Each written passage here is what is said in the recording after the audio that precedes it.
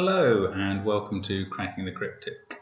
Now today I'd like a bit of input, please. I came across a situation when solving this Sudoku today that used some logic that I haven't used before, and I think it's just an extension of the uniqueness principle that we've seen before, but I'd certainly welcome your thoughts. It may even be an extension of the bug principle that Simon's explained before, and which I found reasonably complicated but worked quite well. So this was the puzzle. This isn't going to be a live solve. This came from the Puzzler Sudoku magazine for last month, and it was in the hard section. That section tends to work out somewhere around or a bit below super fiendish from the Times. So this isn't a live solve. I've solved this already, and you can follow this solve to get to the point we get to as you will. Feel free, if you're not sure why I'm putting in any of these numbers, to slow it down and work it out for yourself. That's fine by me, but this is all just straightforward logical steps at this point. So we get along here, 8 can't be there or there, it must be in this column, so that fixes this as an 8, and then that's a 1. Actually didn't need that, but never mind. 1, so that's a 1, that's a 2. I mean, as I say, all fairly straightforward to here, although this wasn't quite the speed at which I was solving it. And that's 8 clearly, and we've got that must be the 4. Yes, that's right. 4, 3. So this is the 9, and this is the 4.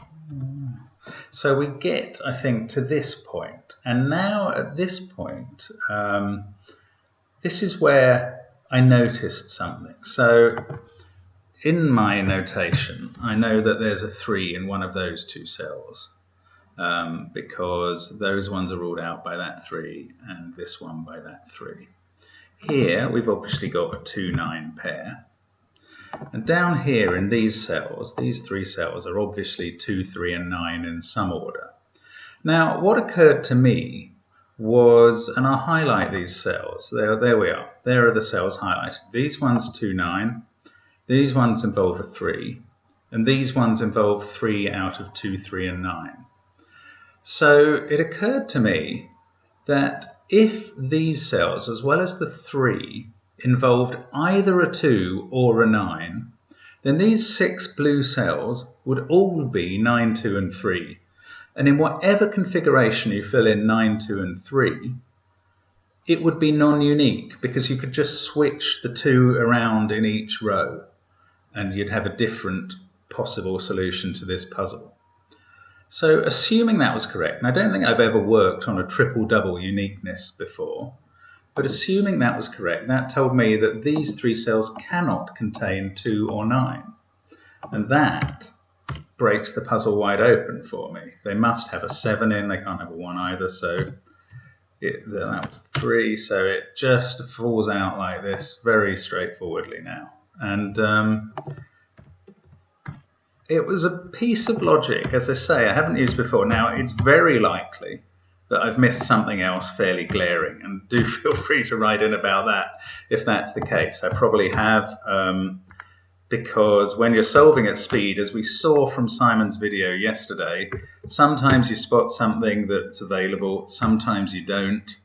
And if you don't, sometimes there's another way to get to the same sort of result. As you saw with Simon, he managed to come up with some rather brilliant logic to get the job done, despite not spotting an 8-3 pair yesterday in the bottom cells. So there are ways to do things differently, but that was just an interesting little wrinkle that I spotted today. And as I say, I don't think I've used that before. Is it an extension of the bug principle, where I think the principle was that if you come up with a formation in which there are only 2 possibilities for every square and they all remain, then it's wrong, and there will always be one cell where you can put in another possibility and that must be right? Or is it just its own extension of the kind of double-double uniqueness situation into a triple-double? I'm not sure. I'd really welcome your opinion.